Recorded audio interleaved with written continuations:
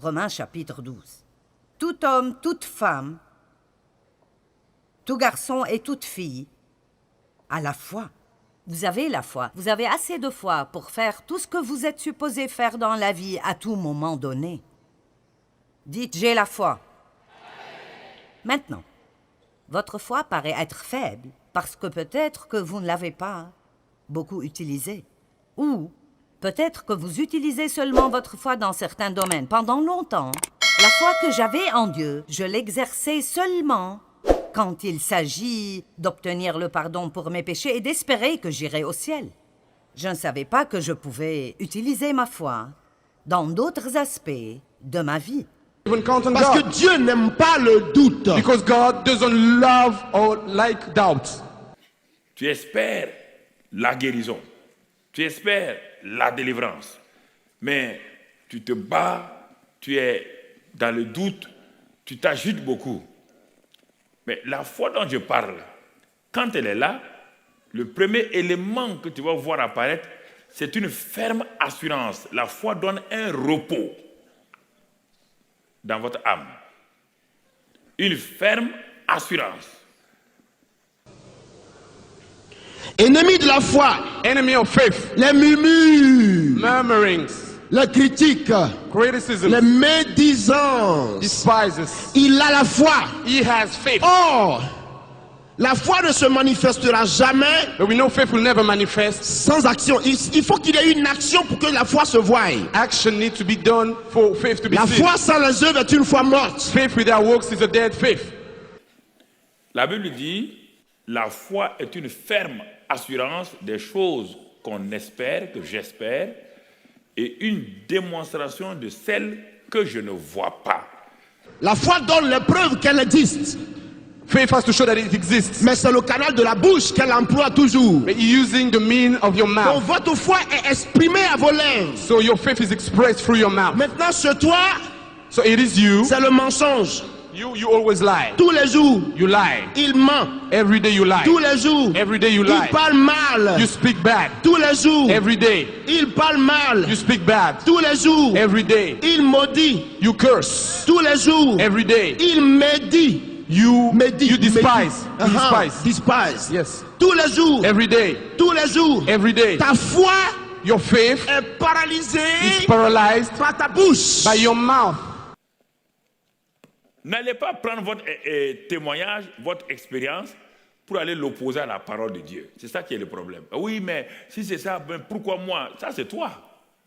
La foi parle, la foi agit, la foi a une attitude. Vous ne possédez pas parce que vous ne demandez pas. Si vous demandez dans la foi, vous recevrez. Et laissez-moi juste vous dire maintenant que vous pouvez demander à Dieu n'importe quoi et toute chose. Vous ne pouvez pas demander trop de Dieu. Vous dites, eh bien, et si je demande la mauvaise chose? Eh bien, vous ne la recevrez pas. Je vous le dis en vérité. Dans l'Ancien Testament, on disait en vérité, en vérité. Jésus dit, je vous le dis en vérité. Si vous aviez de la foi, pas une grande foi, mais comme un grain de sénévé, vous diriez à cette montagne, regardez ce que la puissance de la foi. La plus petite foi soulève une montagne. Qu'est-ce que Jésus veut dire? Ce n'est pas la grosseur de la foi qui importe. Une fois, les disciples ont dit à Jésus, augmente-nous la foi. Il dit non, si, vous n'avez pas besoin qu'on augmente votre foi. Si vous avez de la foi, si elle est là, la foi véritable, elle agit toujours. Amen. Afin que nulle chair ne se glorifie. Je me demande combien de personnes vous ont regardé en pensant « C'est impossible pour toi de changer. C'est impossible pour toi de faire ceci un jour. » Mais en mettant votre foi en Dieu, vous le faites. Jésus dit, là où il y a la foi véritable, cette foi-là, même de la taille d'un grain de sénévé de moutarde, soulève la montagne et rien ne vous est impossible. La foi n'a jamais échoué. La foi n'a jamais échoué. Ce que tu appelles la foi et qui a échoué là, ce n'est pas la foi. Ne priez pas si vous n'allez pas prier dans la foi. Quand vous priez, ayez une foi simple comme les enfants pour que Dieu vous entende mais aussi pour que Dieu vous donne soit ce que vous demandez, ou si vous demandez la mauvaise chose, il vous donnera quelque chose de mieux. Amen. Voici comment nous devons nous comporter. Devant nos impossibilités, nous devons, frères et sœurs, nous arrêter, attendre. Nous appelons les femmes enceintes des mamans en attente, parce que nous savons ce que c'est que d'être enceinte. Eh bien, quand vous portez un désir, quand vous portez un but pour votre vie, ou quand vous portez un rêve d'être libre de tout lien, ou vous portez un rêve de faire quelque chose de grand pour Dieu, ou quoi que ce soit, mettre de l'ordre chez vous, ou voir votre mariage guérir, ou quoi que ce soit, ça doit être quelque chose que vous portez, mais vous devez vous y attendre. Amen? Vous y attendre. Beaucoup de personnes n'attendent rien, alors ils n'obtiennent rien. Beaucoup de personnes sont comme « nous attendrons de voir ce qui arrivera ». Ne vivez jamais avec une attitude comme « eh bien, nous attendrons de voir ce qui arrivera ». On ne sait jamais ce que Dieu fera. Vous ne pouvez pas vous attendre à trop. Et c'est ce qui fait que, bon, à la fin, les gens sont découragés. Mais pourtant, j'ai toute la foi. Pasteur, j'ai toute la foi. Non, vous n'avez pas toute la foi. On vous demande si vous avez la foi comme un grain de sénévé. Ça suffit largement. Dans Ésaïe chapitre 30, verset 18, c'est un verset magnifique que j'ai découvert il y a plusieurs années.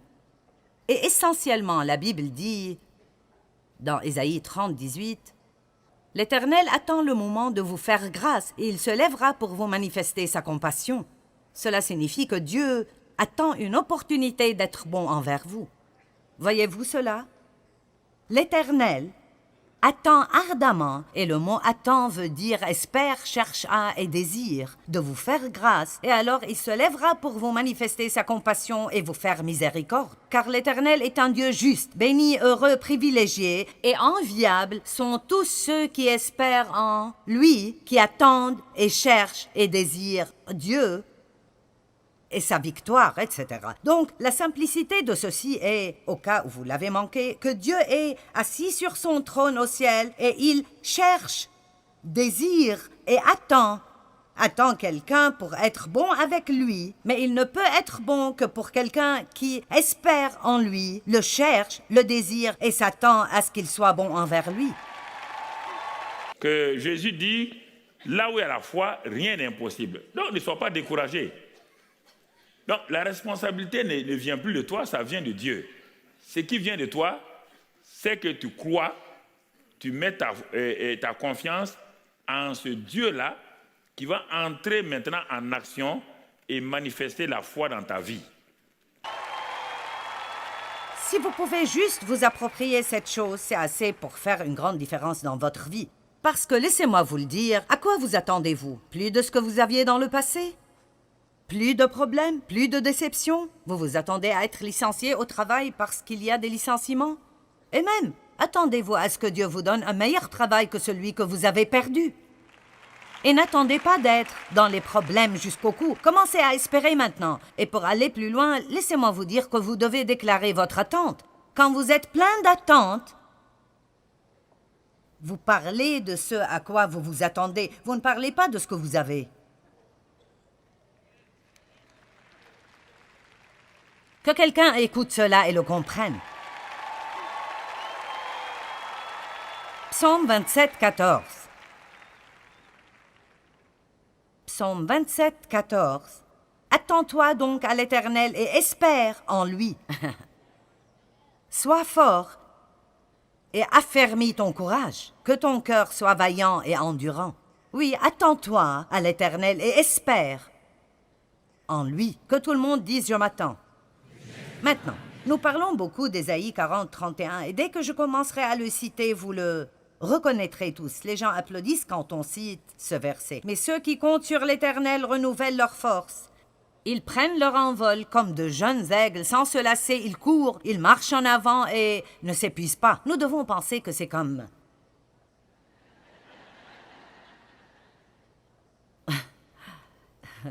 Mais si vous le lisez et vous étudiez ce mot « attend » dans la langue originale, ou si vous le voyez dans la Bible amplifiée qui amplifie un peu de la langue originale, il dit que ceux qui attendent cherchent, désirent et espèrent le Seigneur. Alors, comme vous attendez Dieu, vous ne faites peut-être rien physiquement parce que vous avez peut-être une situation dans votre vie que franchement, vous ne pouvez rien y changer. Et nous disons, tu as juste besoin d'attendre le Seigneur. Mais cette attente, même si vous n'êtes pas actif dans vos actions pour résoudre votre problème, vous êtes très actif spirituellement. Ne soyez jamais passif spirituellement. Restez très actif spirituellement dans votre attente. Seigneur, j'attends une percée. Peut-être qu'aujourd'hui est le jour. Vous pouvez même utiliser votre imagination, et je n'essaie pas d'être farfelu et de me perdre dans une sorte de manipulation mentale, mais nous avons une imagination. Pourquoi devons-nous l'utiliser? Sommes-nous supposés l'utiliser simplement pour nous souvenir de toutes les choses bêtes qui nous sont arrivées dans nos vies? Pourquoi ne puis-je pas juste fermer les yeux et dire « Seigneur, je vais juste rêver de quelque chose de grand pendant 1 minute et j'imaginerai comment sera ma vie quand ma percée viendra parce que je sais qu'elle arrive ?» La parole de foi qui est liée à Dieu est toujours incompréhensible pour l'homme. Comment un bâton tendu sur une mer peut fendre une mer? Comment? C'est pourquoi je vous dis la foi. Il fend la mer et les enfants d'Israël entreront au milieu de la mer à sec. Quand Dieu a dit ça à Moïse, tout de suite à Moïse, Dieu a transféré cette foi. Et cet homme-là, qui lui-même se demandait ce qui s'est passé, qu'est-ce qu'il a fait? Il a tendu sa main, mais si Dieu n'avait rien dit à Moïse, il a beau tendre la main, il a beau parler, rien ne se passera. Rien. Comprenez ce que je veux vous dire là. Ça ne veut pas dire que n'ont pas la foi, mais je dis la foi qui opère devant nos situations, devant nos circonstances, n'est pas une foi de je crois, oui, ça ira, j'ai foi seulement. J'ai foi, non, ça ne marchera pas. N'allez pas, vous allez avoir des problèmes. Vous mieux s'attendre à Dieu. Dis ceux qui se confient en l'Éternel, renouvellent leur force. Attendez-vous à lui, attendez-vous. Restez là. Il a dit à Habakkuk, la parole que je donne est une parole de foi. Mais attends-la, attends-la. Elle s'accomplira. Elle a un temps d'accomplissement. Notre foi en Dieu ou notre foi en ses promesses n'est pas ce qui nous achète la bénédiction de Dieu. C'est juste la main qui la reçoit. C'est la grâce de Dieu et sa grâce seule qui nous donne sa bonté dans notre vie. Nul ne pourra jamais être assez bon pour mériter quoi que ce soit que Dieu fait pour nous. La parole de foi a un temps d'accomplissement. Parfois, quand les dons spirituels se manifestent d'un seul coup, les dons de miracle, ça c'est Dieu qui le fait. Et parfois même celui qui est guéri, ça, vous voyez là, et les gens confondent avec, mais nous devons marcher par la foi. On ne peut pas tout le temps avoir le miracle tous les jours. Mais la foi, quand elle est là, et quand c'est Dieu qui la manifeste, elle produit des miracles, d'accord? Elle produit des miracles. Donc vous voyez, et quand il a tendu la mer rouge s'est ouverte. Mais qui a ouvert la mer rouge? Qui a ouvert la mer rouge? Moïse? Quand Dieu fait ses miracles, mais pourtant il dit, tends et fends la mer. Quand Moïse a fendu la mer, Moïse est rentré dans l'eau, il était au dehors, non? Et avez-vous vu Moïse fendre la mer? Qui a fendu la mer? Quand Dieu vous donne la foi, il vous associe à lui. Toujours. Il vous associe à lui. Vous vous obéissez et quand il a fait cela, Dieu a envoyé le vent, la puissance du vent, le Saint-Esprit. Et devant les yeux de Moïse, en ayant toujours le bâton tendu, ça c'est la collaboration entre l'homme et Dieu. L'homme croit, il tend la main. Dieu vient, il manifeste la foi. Et la mer rouge est ouverte. Mais tout le monde vante. Moïse a ouvert la mer rouge. Tu as vu Moïse ouvrir la mer rouge? Tu l'as vu rentrer dans l'eau, puis il a dit l'eau, maintenant, allez, mettez-vous là. Il y a des gens qui ont des idées comme ça. Moïse n'a même pas mis un pied dans l'eau, il était au dehors. Quand la mer s'ouvrait devant lui. La foi, c'est la collaboration de l'homme qui croit et du Dieu Tout-Puissant qui vient se mettre avec lui. Amen. Donc, la foi est pleine d'espérance. Numéro 2, nous devons comprendre que la foi est la seule chose qui plaît à Dieu. Hébreux 11:6. Sans la foi, il est impossible d'être agréable à Dieu, car il faut que celui qui s'approche de Dieu croit que Dieu existe. Et j'aime vraiment la deuxième partie du verset, et qu'il est le rémunérateur de ceux qui le cherchent ardemment. Maintenant, Dieu ne veut pas que vous croyiez juste qu'il existe, mais il veut que vous croyiez agressivement que si vous étudiez la parole et vous cherchez Dieu et vous priez d'une façon régulière et vous demeurez en Dieu, vous vous attendez à une récompense. Parce que si vous servez Dieu, le jour de paix vient toujours. Amen. Juste comme vous attendez un jour de paye le vendredi ou 2 fois par semaine ou 1 fois ou 2 fois par mois ou d'après la façon dont vous êtes payé, nous attendons ce jour de paye. Eh bien, nous devons attendre une récompense de Dieu parce que si vous étudiez ce mot récompense, Dieu promet encore et encore et encore dans la Bible que si vous faites la bonne chose et vous prenez les bonnes décisions, que nous allons recevoir une récompense dans nos vies. C'est ça, toujours. Et quand il y a ça, inéluctablement, il y a un résultat. Quand il n'y a pas de résultat, Dieu n'est pas dans l'affaire, c'est toi. Vous devez dire à Dieu, je me fiche de ce que d'autres ne me donnent pas. Si tu veux que j'aie quelque chose, aucun démon en enfer et aucune personne sur terre ne m'arrêtera de l'obtenir. Amen. Alors la foi doit être basée tout d'abord sur Dieu, la foi en Dieu. Ayez la foi en Dieu et puis apprenez la parole de Dieu assez bien pour connaître les promesses de Dieu, pour mettre votre foi en les promesses de Dieu. Maintenant, je ne pense pas que vous ne pouvez pas prier pour quelque chose si vous ne pouvez pas trouver de verset correspondant, mais je pense que c'est sage de remplir autant que possible vos prières de la parole de Dieu. Priez la parole à Dieu. Rappelez Dieu. D'autres prophètes l'ont fait. Ils rappelaient Dieu tout le temps de ce qu'il a dit. Et vous devez dire, Dieu, tu m'as promis que tu pourvoirais à tous nos besoins et je m'attends à ce que tu fasses cela. Merci pour cela.